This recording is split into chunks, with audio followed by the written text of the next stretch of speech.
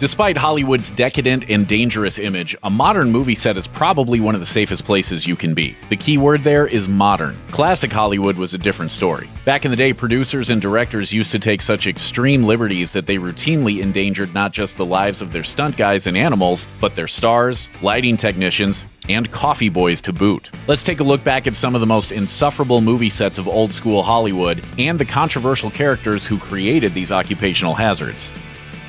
The Texas Chainsaw Massacre.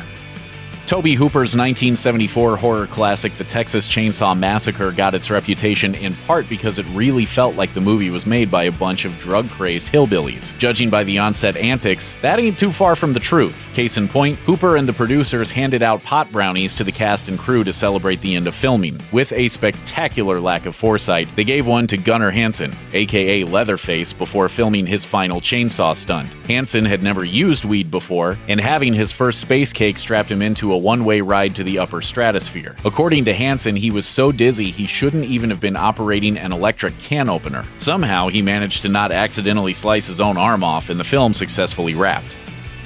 The Ten Commandments.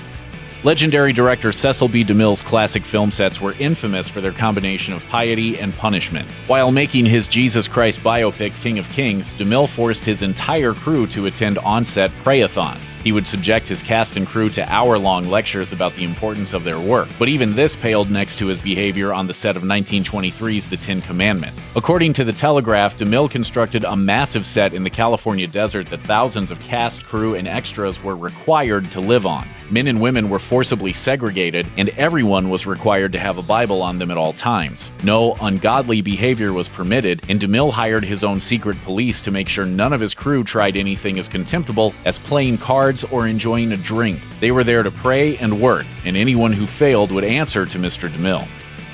The Wizard of Oz. While many of the messed up stories about The Wizard of Oz's production have been debunked, like the legend of the hanging munchkin, others have been confirmed by first-hand accounts. And some of these accounts are really dark, like the one by Judy Garland's husband claiming the Munchkin actors regularly harassed and molested the teenage star. The claims were made in Sid Luft's posthumous book, Judy and I, published 15 years after his death. In one section, he wrote about how Garland told him the adult Munchkin actors stuck their hands up her dress and otherwise assaulted her. MGM producer Louis B. Mayer apparently hired spies to lurk on the set and ensure Garland stuck to her studio-mandated diet of soup, coffee, and literally 80 cigarettes a day. Not even the Wicked Witch was that evil. Metropolis. In 1927, German director Fritz Lang unleashed Metropolis on the world. It remains one of the most heralded films of all time, garnering near-universal acclaim from film critics and movie buffs alike. But most viewers probably don't know that the silent sci-fi masterpiece was only made possible because Lang tortured his extras on an epic scale. In his book Fritz Lang, The Nature of the Beast, Patrick McGilligan describes how extras on Metropolis were treated more like props than human beings. During the climactic flood scenes, whole crowds were made to stand in freezing cold water for hours on end. Others were hurled into violent mob scenes that looked realistic because they really did verge on being actual riots. Bad as this was, Lang treated his star worse. When Bridget Helm's character is burned at the stake, Lang used real flames and tied her hands behind her back with his own belt. He also hired the actor whose wife he was sleeping with to play the villain. Safety last!